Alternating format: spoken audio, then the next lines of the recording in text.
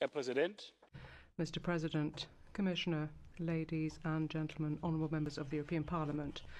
This year, we at the European Court of Auditors celebrate our 40th anniversary. As this week's debates in this House have shown, the change in the European Union's political, financial and economic circumstances over the last 4 decades has been considerable. And the latest challenges have tested our citizens' trust in the European and national institutions. And we, who work in these institutions, must respond and indeed deliver, each within our respective areas of responsibility. In that respect, I am pleased to say that I have good news to report. We find that the EU's accounts for 2016 present a true and fair view. Revenue in 2016 was free from material error, but over and above all that, there has been a sustained improvement in the estimated level of error in payments from the EU budget. About half of the EU spending we audited in 2016 was below the 2% threshold for a material level of error.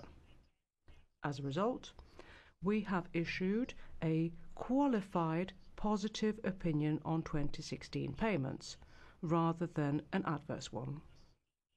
This is the first qualified opinion we have issued since we began to provide an annual statement of assurance in 1994, and it reflects important improvement in EU spending.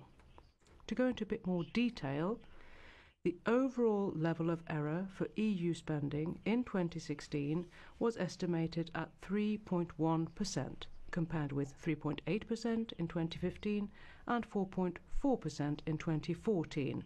In other words, continuous improvement. So-called entitlement payments, which are made for meeting specific conditions, account for about 49% of EU spending and had levels of error below 2%.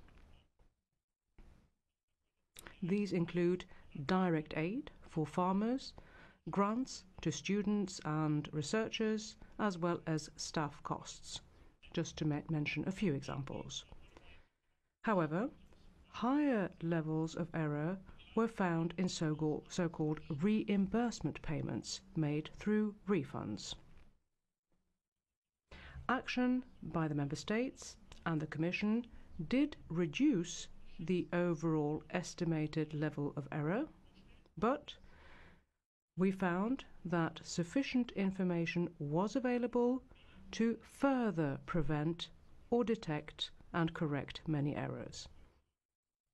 In our view, this means that there is no need for additional controls, but the existing controls must be enforced properly. And I do have one word of warning. The total payments the EU is committed to making from future budgets were higher than ever in 2016 at €238.8 billion.